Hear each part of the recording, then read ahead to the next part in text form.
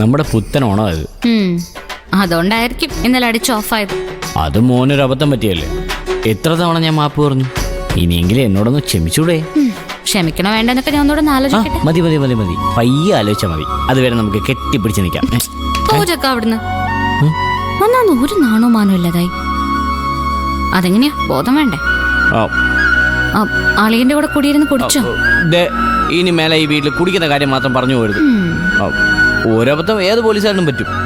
അതുപോലെ ഒരു അബദ്ധം ഇന്നലെ ഈ വീട്ടിലൊരു പോലീസുകാരനും പറ്റി. അയാൾക്ക് വേണ്ടി കൂടി ഞാൻ നിന്നോട് മാപ്പ് ചോദിക്കാം എൻ്റെ പ്രിയേ. ഇയാള് വലിയ വർത്താനൊന്നും പറയണ്ട, എനിക്ക് പോണം. നല്ലൊരു ഓണക്കാലായിട്ട് എനിക്കൊരു ഓണസമ്മാനം തന്നൂടെ പ്രിയേ? താനെന്താടാ പുണ്യപുരാതന നാടകത്തിലൊക്കെ അഭിനയിക്കാണോ പ്രിയേ പ്രിയേ എന്നൊക്കെ വിളിക്കാൻ? പൂജ എന്ന് വിളിച്ച് വിളിച്ച് മടുത്തല്ലോ, ഇനി ഒന്ന് മാറ്റി പിടിക്കാം.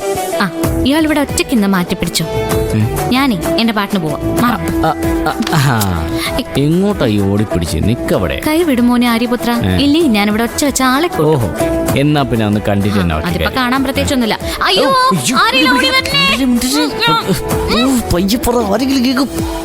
കേട്ടടാ, ഞാൻ കേട്ടു. അതാരും